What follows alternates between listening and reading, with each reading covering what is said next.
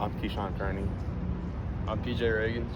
And I'm Ryan Callahan. So mainly the weather patterns that caused the flooding from Hurricane Sandy were caused by the storm-related weather patterns for the most part.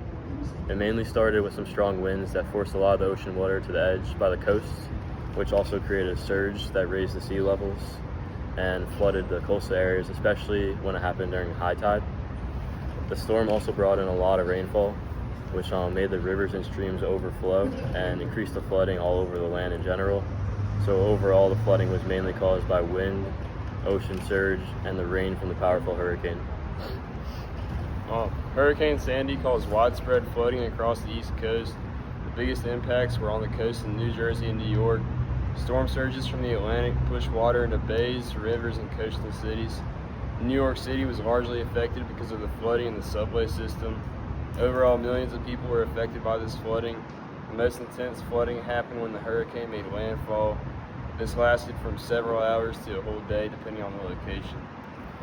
Some major impacts from the storm. Over 60 million people in the U.S. were impacted in some way by the disaster, with loss of electricity, destruction of homes, and loss of employment and emotional trauma.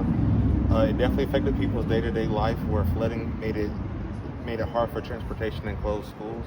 Many businesses were flooded and destroyed, as well as major damage for crops and farms, giving them major loss, and not only made them lose money, but overall economic loss. For people, it cost them their homes, which increased homelessness and people in long-term displacement from their homes. The response to Hurricane Sandy shifted from the focus of rebuilding to building back and better. Adaptation strategies now include structural defenses, walls, dunes, and barriers, regulatory changes like building codes, zoning laws, and managed retreat, buyouts and relocation, and emergency preparedness and long-term planning.